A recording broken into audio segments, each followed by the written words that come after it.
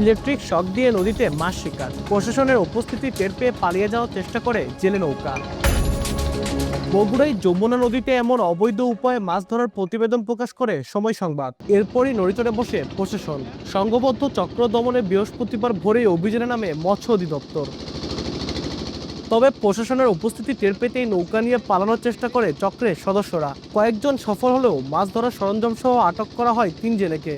5টি নৌকা তল্লাশি করে জব্দ করা হয় 20টি ব্যাটারি, 8টি ইনোভার্টার ও 20টি ইলেকট্রিক শক জালিসহ বিপুল পরিমাণ জাটকা ইলিশ ও দেশীয় মাছ।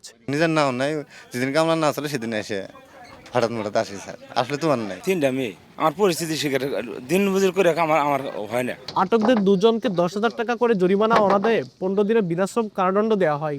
এ সময় পুড়িয়ে ধ্বংস করা হয় মাছ ধরা জালিসহ অবৈধ সরঞ্জাম।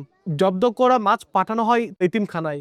অভিযান পরিচালনা করে 2 জনকে আটক করা হয় এবং তাদেরকে মোবাইল কোর্টের মাধ্যমে সাজা প্রদান করা হয়। 10,000 টাকা অর্থদণ্ড অনাদায়ে 15 দিনের বিনাশ্রম কারাদণ্ড প্রদান করা হয়। জাটকা নিষিদ্ধ মৌসুম চলছে, সেখানে আমরা জাটকাও পেয়েছি এবং এগুলা জব্দকৃত মালামাল এবং মাছ পরবর্তীতে বিধি মোতাবেক আমরা ব্যবস্থা নিব। স্থানীয় মৎস্য অধিদপ্তরের তথ্য অনুযায়ী ইলেকট্রিক শকে শুধু মাছ নয়, নদীর স্বাভাবিক জীববৈচিত্র্য মারাত্মকভাবে ক্ষতিগ্রস্ত হয়। আব্দুল আউয়াল, সময় সংবাদ, বগুড়া।